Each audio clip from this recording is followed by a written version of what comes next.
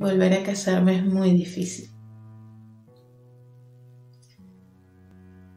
porque me casé con un genio y solo podría casarme con otro.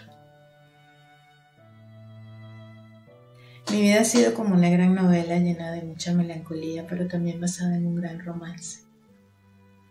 Mis padres fueron dos filósofos y escritores muy importantes, y mi madre no la conocí porque murió cuando yo nací por una infección posparto. No me crié con ella, pero igual aprendí a venerarla, a amarla, a admirarla. Y por supuesto siempre la he echado de menos. Así que me crió mi padre junto a mi media hermana mayor, Fanny. Y cuando yo tenía como 3 años, él decide casarse con una vecina, una mujer conflictiva, un tanto temperamental, una mujer que yo llegué a odiar muchísimo. Ella tenía 2 hijos mayores y siempre los anteponía ante nosotras y siempre buscaba beneficiarlos. Así que yo me refugié en la lectura. Leía los libros de mi madre, allí fue que empecé a venerarla, a admirarla, a quererla, y lo hacía porque era la manera de sentirla viva, de sentirla cerca, de poder conocerla. También, por supuesto, leía los libros de mi padre. Es una chica valiente, un tanto impetuosa, de mente abierta, y sus ansias de conocimiento son enormes y su perseverancia ante todo la hacen casi invencible.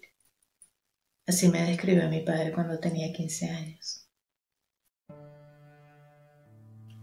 Me enamoré de un genio, único, irrepetible, un gran artista, filósofo, pero sobre todo un gran poeta.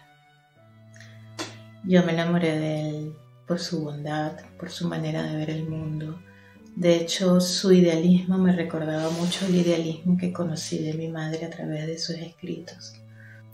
Me enamoré de su nobleza y, por supuesto, de su poesía.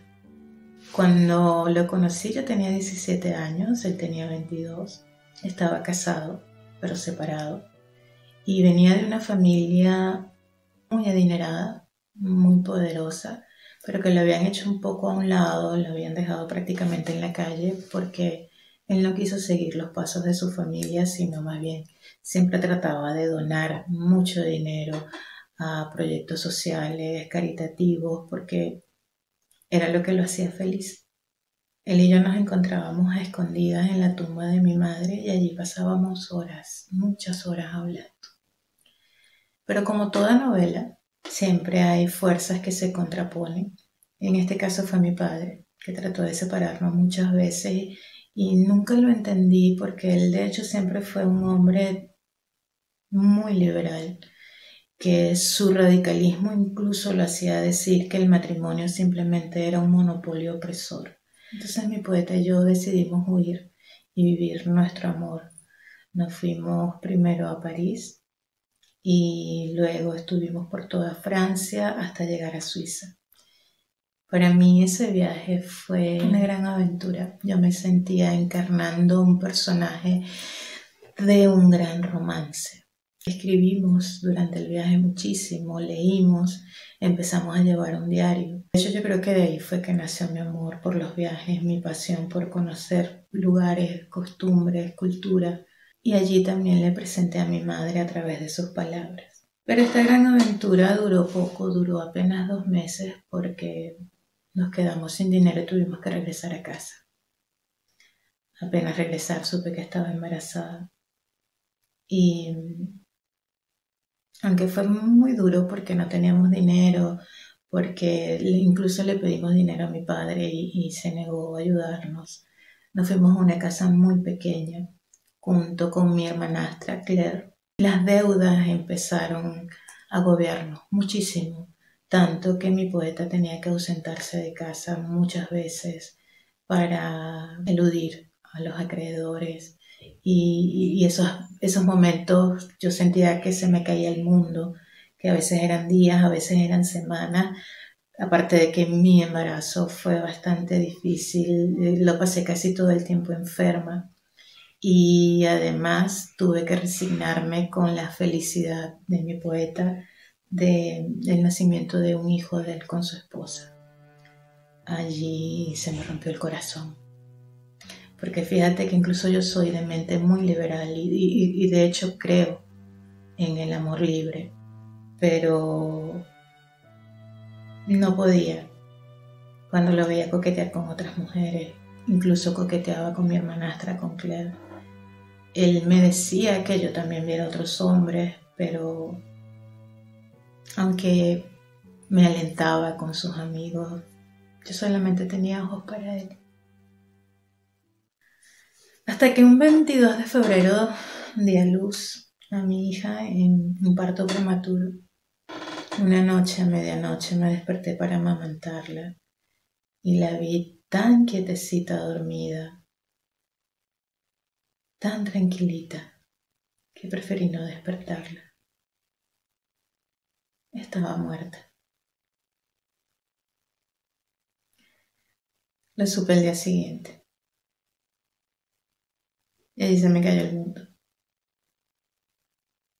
Alucinaba con ella después, yo la escuchaba llorar en las noches, la veía en cada rincón de la casa. La primera vez que me enfrentaba a un dolor tan profundo. Así como así dejé de ser madre.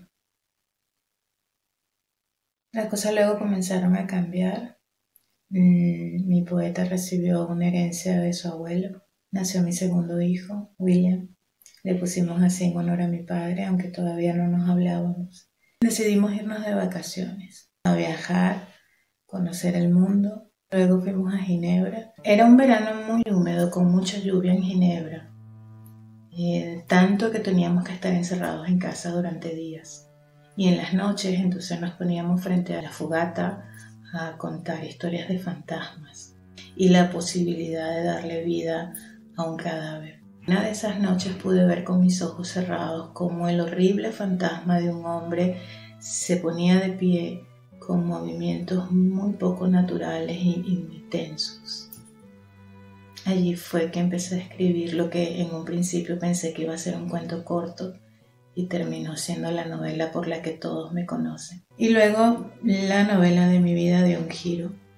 Mi hermana Fanny se suicida. Ella había tratado de buscar ayuda. Yo acudí, pero llegué tarde. Y a los 2 meses más o menos muere la esposa de mi poeta. Su familia empezó a pelear por la custodia de sus hijos. Y entonces un abogado nos aconsejó casarnos para mejorar su imagen en el juicio. Y lo hicimos. A la boda acudió a mi padre y allí fue cuando por fin nos reconciliamos. En ese momento estaba embarazada de mi tercer hijo.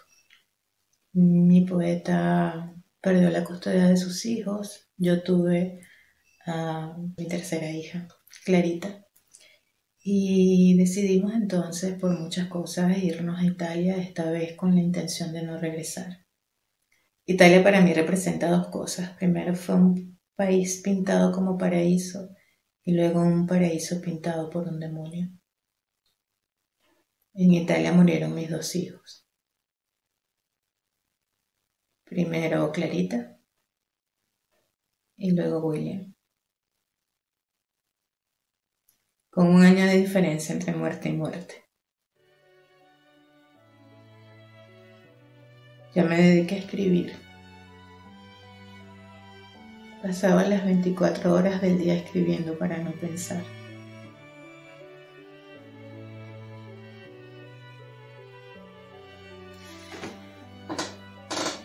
Y al tiempo nació mi cuarto hijo, Percy, como el padre. Luego tuve un aborto espontáneo y todo esto hizo que mi poeta y yo nos distanciáramos mucho, nos alejamos, pero seguimos juntos hasta el final. Un final novelesco, pero nada romántico. Él un día salió a navegar, a estrenar su velero. Y 8 días después me llega una carta donde le pedían que por favor avisara si había llegado bien a casa porque apenas él empezó el retorno, comenzó una tormenta muy grande. Y yo sentí como al leer mi cuerpo empezó a temblar, la carta se me cayó de las manos, ya lo sentía. A los pocos días consiguieron su cadáver en el mar. Desde ese momento, pues me dediqué a cuidar a mi hijo y a escribir. Escribir siempre me salva. Escribir sobre mi poeta, porque mi objetivo es inmortalizar su figura.